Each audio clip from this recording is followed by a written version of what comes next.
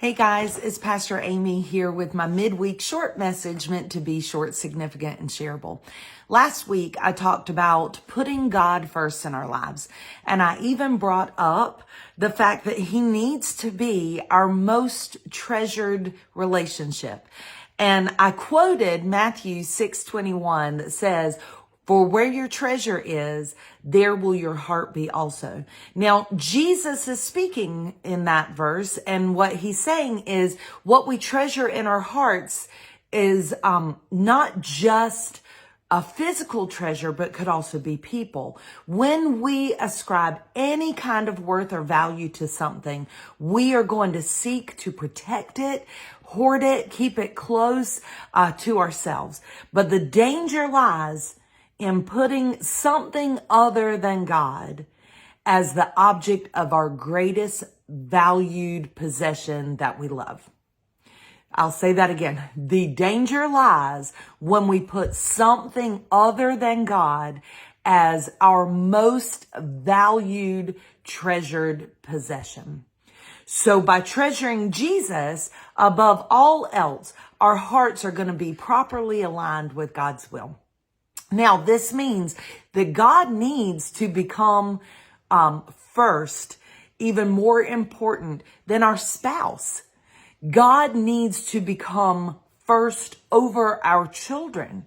God needs to become first over our job. And now this doesn't mean that we love those people any less. As a matter of fact, it's through making God first in our lives, making God a priority, that we will learn to love them well, love them the way God loves them, and our relationships will improve.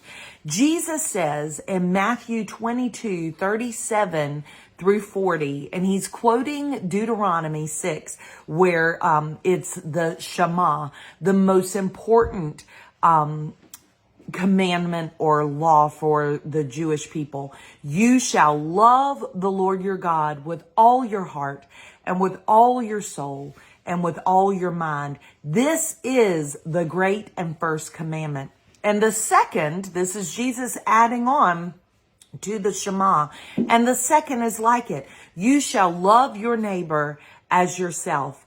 On these two commandments depend all the law and the prophets." So prioritizing your relationship with God, putting Him before all others, is how we learn to love God's people well. He comes first. Then, because of your faithfulness and because of His steadfast love, He will bless you and your relationships more than you can ever imagine. And a neat little side note, in doing this, the people who love you will see your transformed life and will want to know more.